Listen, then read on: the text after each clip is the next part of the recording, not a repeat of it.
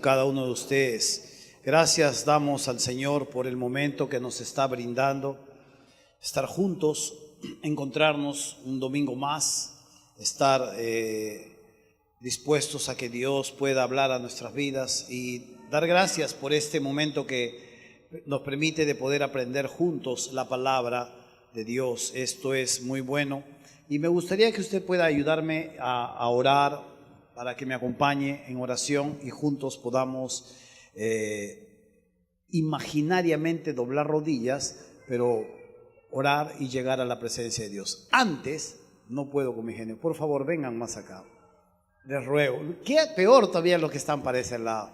Por favor, hermanos. Lo que pasa es que estoy con tortícolis y no voy a poder hablarles. Gracias, disculpen hermanos. Allá al fondo también, ¿no? Ya está. Muy bien, gracias hermanos. Yo la dejo ahí nomás a Marta porque Marta siempre ha sido rebelde. Entonces, ya no le voy a decir nada yo ya. Ah, no, y está bien. Va a seguir la jugada. Muy bien. Gracias. Muchas gracias. Excelente. Vamos a orar un momento y vamos a pedir a Dios este tiempo. Padre nuestro que estás en los cielos, santificado, Padre, sea tu nombre. Dios, venga a nosotros tu reino y que tu voluntad se haga, así como se hace en los cielos, Padre, hágase aquí en la tierra. Eres nuestro Padre, te celebramos, te adoramos y en esta mañana, Padre Santo, disponemos nuestro intelecto, disponemos nuestro corazón, nuestras emociones, todo lo que nosotros somos y concebimos ser, Señor, está delante de ti. Toma esta ofrenda voluntaria de nuestro razonamiento, es un culto voluntario y queremos que tú puedas hablarnos a través de tu Espíritu, que tu palabra sea viva, que tu palabra hable a nuestro profundo corazón y nos permita tomar las decisiones concretas para la vida. Yo quiero rogarte, Santo Dios, también dándote gracias por todas las cosas que suceden entre nosotros. Gracias por cada uno de los maestros que enseñan a nuestros niños. Gracias por cada uno de mis hermanos ujieres que sirven en diferentes lugares de la iglesia. Gracias por los que discipulan a los adultos. Gracias por los músicos, por los cantantes. Gracias por los que, Padre Santo, silenciosamente están en la multimedia, proyectando las imágenes, los videos, haciendo las cosas necesarias para que este evento sea llevado a cabo. Gracias por cada director de área, gracias Señor por cada líder, por cada pastor, gracias por los que dirigen casas de paz, Señor. Hay como 46 siervos que muchas veces ni los conocemos, pero que dirigen estos grupos pequeños, Señor, y pastorean a la gente. Gracias, Padre, por cada uno de ellos y te ruego, Padre, en esta mañana, ayúdanos, guíanos y que tu Espíritu, Padre, acomode lo espiritual a lo espiritual y, Padre Santo, podamos discernir y entender claramente tus palabras. Así lo rogamos, Señor, así lo pedimos en el nombre de Jesús, tu Hijo. Amén. Lo que hoy vamos a estar estudiando es la segunda parte en esta serie llamada Paradoja.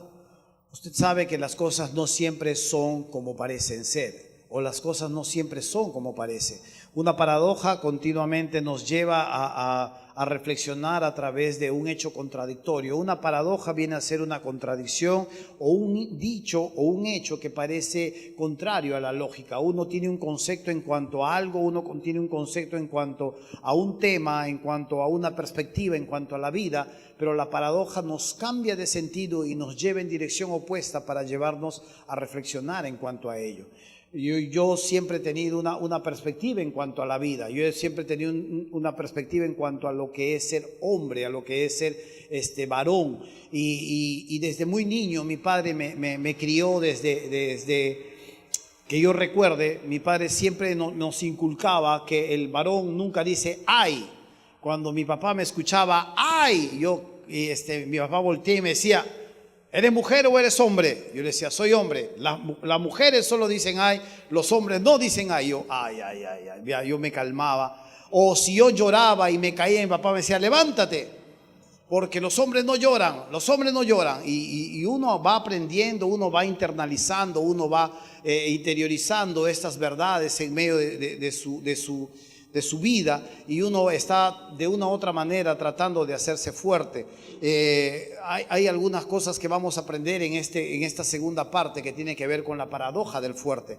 Para poder llegar a ser realmente fuerte, uno primero tiene que ser débil. Y uno aprende muchos conceptos, uno aprende muchas perspectivas y enfoques que la vida nos da. Uno aprende de diferentes maneras. A mí me ha costado muchísimo dentro de lo que es mi matrimonio, poder abrirme, poder decirle a mi esposa, necesito ayuda, o tengo dudas, o tengo temores. Toda una vida o durante mi matrimonio yo siempre he proyectado del hombre seguro, del que no tiene dudas, del que no tiene miedo, del que no está entrando en luchas, y he aprendido poco a poco a ser mucho más flexible con mis sentimientos, o a aflorar mis sentimientos, y poder a veces decirle, mira, sí estoy pasando esto, sí, mira, necesito ayuda, sí, no soy tan duro como parece ser, también tengo mis sentimientos. Entonces, de una u otra manera, cuando vamos creciendo, vamos tomando algunas decisiones o vamos internalizando algunas verdades que no necesariamente tienen que ser así. Para poder llegar a ser fuerte en el mundo, uno tiene que ser duro, uno tiene que entrenar, uno tiene que hacer, uno tiene que negarse. Yo recuerdo claramente cuando mis padres viajaban hacia la selva, yo tenía 8 años y me dejaban con mi abuela. Los acompañaba hasta el aeropuerto. Antes uno podía hasta el vidrio, podía ver la pista de aterrizaje, y recuerdo que mis padres subían, mis hermanos subían al avión, y yo estaba mirando desde el vidrio cómo mis padres se iban, y mi abuela estaba a mi costado. Yo quería llorar, no iba a ver a mis padres 1 año, y ellos no iban a regresar hasta que se acabara el colegio, y yo empezaba a ponerme medio raro, y mi abuela me miraba y me decía, si lloras, te reviento, ¿va? Yo, ¿quién va a llorar así? No, nadie quiere llorar de esa manera. Y mi abuela me volvía a repetir, si lloras, te reviento. Y yo aprendí a negar muchísimo estas cosas, aprendí a suspender mis emociones, a suspender mis afectos, o a no ser muy expresivo con muchas de estas cosas que podría ser y que yo pensaba que muchas veces no era de un hombre. En la vida cristiana he tenido que aprender todo esto. En la vida cristiana he aprendido que para ser fuerte uno primero tiene que ser débil. Para que uno pueda realmente liderar, para que uno realmente pueda estar sobre muchos, primero tiene que aprender a estar sobre lo más bajo, que muchos puedan estar sobre ti. Y en la vida cristiana he aprendido que todo esto que nosotros conocemos es especies de paradoja. Si uno quiere realmente ganar su vida, primero la tiene que perder. Si uno realmente quiere gobernar sobre otros, primero tiene que ser siervo. Si uno realmente quiere influenciar a otros, primero tiene que negarse a sí mismo. Y uno tiene que morir a sí mismo. Son cosas muy contrarias a la lógica. En el mundo uno, para ser líder, tiene que tener un puesto, una posición, un mando, y solamente gobernar a pesar de que no sea congruente tus acciones con tus palabras. Entonces, esto cambia en la vida cristiana. Pero cuando vemos lo que la vida nos enseña, es completamente contraria a lo que la Biblia nos está mostrando. Quiero, pues, por tanto, seguir con esta enseñanza y redefinir una vez más, o definir una vez más, lo que significa una paradoja. Una paradoja, pues, es un dicho o un hecho que parece contrario a la lógica. Muchas veces o no lo vamos a compartir o no lo vamos a entender, pero estas aparentes posiciones que surgen y que parecen incompatibles, muchas veces son las cuales que tenemos que aprender para poder vivir. Hermano mío, Jesús era la primera y la gran paradoja dentro de la historia. Jesús fue la primera gran paradoja dentro de la historia. Cuando uno mira la vida de Jesús, Jesús fue esperado por siglos. Este Mesías que ya venía, este Mesías que tenía que llegar, era esperado por siglos. La gente tenía un concepto claro de cómo iba a ser él. Iba a ser un general, iba a ser un hombre de guerra, un hombre que iba a blandir la espada, era un hombre que iba a tener sus ejércitos que iba a mover hacia el pueblo opresor. Era un hombre que una vez que llegase allí, iba a derrotar al enemigo, iba a repartirle casa a la gente, le iba a repartir dinero a la gente y le iba a dar nombre y posición a la nación de Israel. Todos esperaban pero en lugar de repartirles dinero, él no tenía ni dónde de recostar la cabeza, dice la Biblia.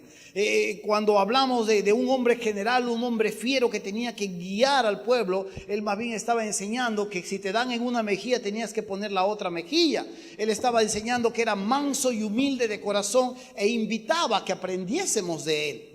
Era completamente contrario a lo esperado, completamente contrario a lo que uno veía como la sociedad o lo que la sociedad esperaba, la sociedad anhelaba poder ver a este hombre. Pero definitivamente Jesús fue contra todo pronóstico y fue de una u otra manera modelando paradójicamente todas las enseñanzas que ellos esperaban. Era contrario a todo lo que ellos anhelaban. Una de las cosas más paradójicas fue el lugar de donde él surgió, Galilea de los gentiles, el lugar donde había muchos endemoniados, muchas posesiones. Era un lugar donde existía demasiada ignorancia, mucha gente analfabeta, y cuando los líderes religiosos miran que este hombre sale de este lugar, dicen: de Galilea puede salir algo bueno. El concepto que tenían de Galilea era una tierra en tinieblas, una tierra de demonios, una tierra con gente analfabeta, una tierra que estaba plagada de gente ignorante. ¿Cómo podía salir el que nos va a liberar? ¿Cómo podía salir el que nos va a instruir, el que nos va a guiar a una edad de oro? No cuadraba. Jesús era la enorme paradoja dentro de lo que es la historia humana en los judíos. Pero sabe, es aquí donde nosotros entendemos claramente que Jesús nos enseña y nos deja las huellas, porque aunque Él fue crucificado en debilidad, Él vive por el poder de Dios, y de la misma manera se nos enseña que nosotros debemos ir tras aquellas cosas que Él nos muestra. La sociedad está basada sobre algunas columnas, y esto es lo que la Biblia nos enseña en cuanto a lo que vimos la semana pasada. Hay 3 columnas vitales para la sociedad: el conocimiento, la vitalidad y también las posesiones. Cuando hablamos de conocimiento, Pablo le decía a los corintios: mirad vuestra vocación, que no sois muchos sabios, ni muchos fuertes o con gran fortaleza, ni muchos nobles, sino que lo necio y lo vil del mundo, lo menospreciado, ha escogido Dios para deshacer lo que es.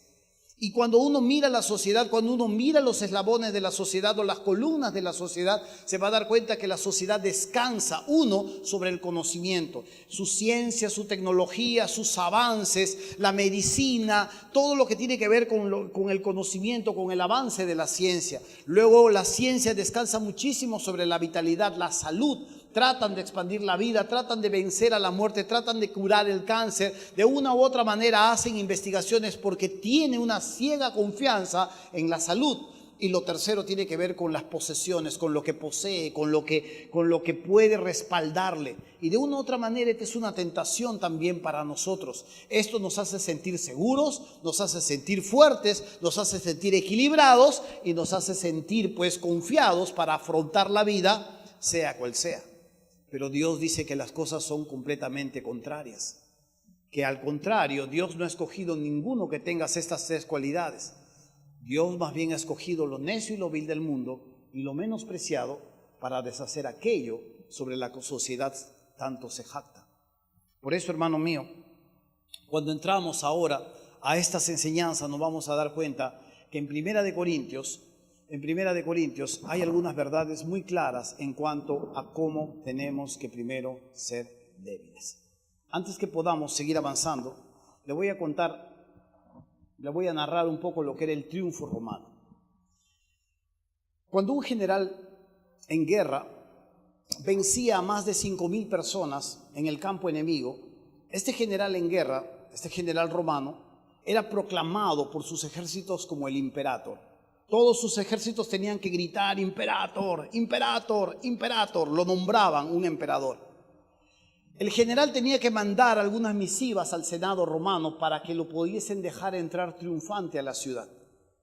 Y el Senado romano lo dejaba esperando en las afueras de la ciudad con sus ejércitos y preparando todo lo necesario para recibirlo y que él pueda entrar por las puertas de la ciudad y ir rumbo hacia el lugar donde lo iban a agasajar. Y llegado el momento, lo invitaban a entrar a la ciudad. Ahora este general romano, lleno de muchos triunfos, lleno de muchas buenas opiniones, era secundado por su ejército y a los costados estaba el pueblo aclamándole y gritándole, admirándole y reconociéndole su valentía. Pero si usted se da cuenta, A sus espaldas había un esclavo. Este esclavo tenía la obligación de llevar en una mano una corona y en el otro lado constantemente estar gritándole esta frase: mira hacia atrás y recuerda que solo eres un hombre. Mira hacia atrás y recuerda que solo eres un hombre. Esto permitía que este general no se nuble en su camino. Esto permitía que el general no se desequilibre en sus emociones. Esto permitía que el general, al contrario, en lugar de desbordarse, en lugar de autoexaltarse, en lugar de que pudiese perderse, este esclavo romano constantemente le decía: mira hacia atrás y recuerda que solo eres un hombre. Recuerda de dónde has salido, recuerda de dónde se te ha sacado y recuerda quién sigues siendo. Los vítores, las alabanzas, los reconocimientos, los agasajos, todo era constantemente neutralizado por esta frase. Y este general, una vez sentado, pues tenía que recordar constantemente de dónde Dios lo había sacado y ahora dónde lo estaba poniendo. Esto es lo paradójico de nuestra identidad. Nuestra tentación es que justamente tratamos de imitar a la sociedad. Mientras tengamos dinero, salud, amor, dice la sociedad, pero posesiones, conocimiento, estamos tranquilos. Mientras estas cosas abunden en medio de nuestras vidas, todo está bien. Pero basta que te diagnostiquen una enfermedad, o basta que pierdas el trabajo, o basta que empieces a ignorar alguna cosa, vas a empezar a darte cuenta cuán desequilibrados somos. Y la fortaleza que decimos tener muchas veces empieza a hacer aguas por diferentes lugares. La paradoja es que para ser realmente fuertes, primero tenemos que ser débiles. Para realmente ser una persona con fortaleza, no que lo que decimos, sino que verdaderamente lo somos, necesitamos primero ser débiles. Quiero que abran sus Biblias un momento, por favor, en 2 de Corintios, capítulo 12.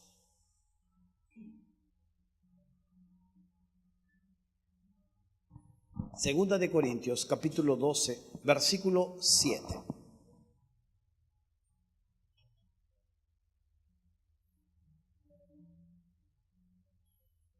¿Listo? Segunda de Corintios 12, 7. Dice así: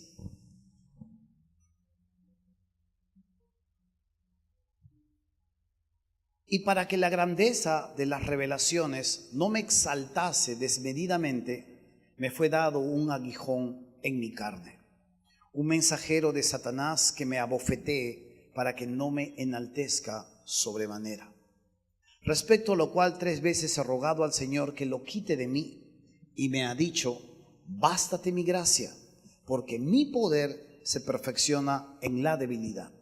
Por tanto, de buena gana me gloriaré más bien en mis debilidades, para que repose sobre mí el poder de Cristo.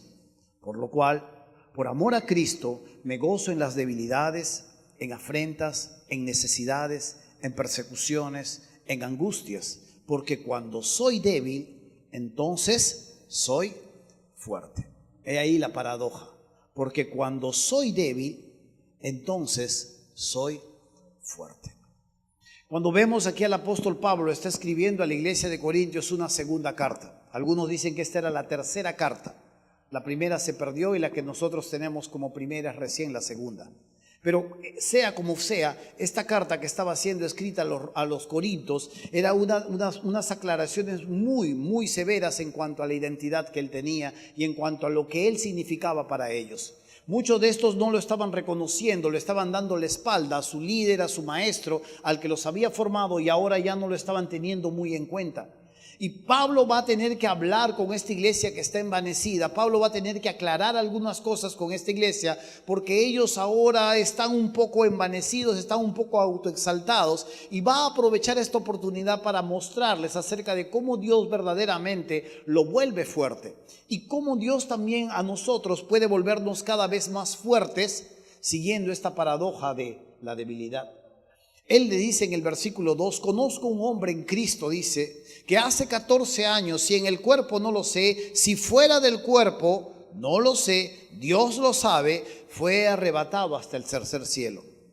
Versículo 3, y conozco a tal hombre, si en el cuerpo o fuera del cuerpo, no lo sé, Dios lo sabe, que fue arrebatado al paraíso, donde oyó palabras inefables que no le es dado al hombre expresar. El apóstol va a contar una experiencia que él acaba de tener con Dios. Y esta experiencia que él acaba de tener con Dios es que acaba de ser llevado al cielo. No sabe si en el espíritu, no sabe si en el cuerpo, no sabe si ha muerto, ha vuelto a vivir. No sabe exactamente cómo explicarlo, pero que ha estado en el cielo, acaba de escuchar las palabras de Dios. Y son palabras inefables. La palabra inefable es algo que no se puede describir. Una palabra inefable es algo que no tiene un lenguaje. No ha sido inventado un lenguaje para describir un contexto, para describir una realidad. Una palabra inefable es algo que no se puede expresar. Por eso es que el nombre de Dios nosotros no le podemos nombrar, porque Dios es un Dios inefable, es infinito, es grande, es alto, es profundo, y no lo podemos definir con un nombre como Paco, como Jorge o como Toño. Dios es mucho más grande, mucho más alto y mucho más incomprensible para solamente darle un nombre. Dios es un Dios inefable. Y es por eso que Dios se autodenomina a sí mismo: yo soy el que soy. Yo soy el que soy, o yo soy el autoexistente. Pero aquí Pablo ha escuchado las palabras de Dios, no sabe exactamente cómo expresarlas, pero de que ha visto grandezas, las ha visto. Pero vemos también la mecánica de Dios para cuidar ahora a su siervo. La mecánica de Dios que no solo cuida a su siervo, sino que también cuida a sus hijos. Y esta mecánica de Dios dice en el versículo 7, y para que la grandeza de las revelaciones no me exaltase desmedidamente, me fue dado un aguijón en mi carne, un mensajero de Satanás que me abofetee para que no me enaltezca sobremanera. Note usted esta palabra enaltezca. La mejor palabra podría ser para que no me desborde. Para que no me desborde. Y Dios, que lo había llevado al tercer cielo, y Dios que lo había expuesto a sus palabras, ahora también en este momento lo está exponiendo a las tinieblas. Dice la Biblia aquí en el versículo 7, que un mensajero de Satanás venía de tiempo en tiempo y le tiraba de puñetes. La palabra bofetear no es tan fuerte como en el literal, es que le tiraba de puñetes constantemente para que pudiese recordar que solo era un hombre. Esto es lo que sucedió con Jesús en el huerto o en el desierto. Después que pasó las 3 tentaciones que tuvo, dice que el diablo lo dejó por un tiempo. Definitivamente tuvo que volver a buscarlo. Y esto es lo que sucedía con Pablo. Pablo era constantemente visitado por una criatura. La Biblia dice aquí un mensajero de Satanás. Otros están hablando que sufría epilepsia, otros dicen que sufría de ceguera, otros dicen que sufría de un sinnúmero de enfermedades, pero aquí la Biblia dice que él había sido tenido por digno de tener un aguijón atravesado en su cuerpo, en su carne.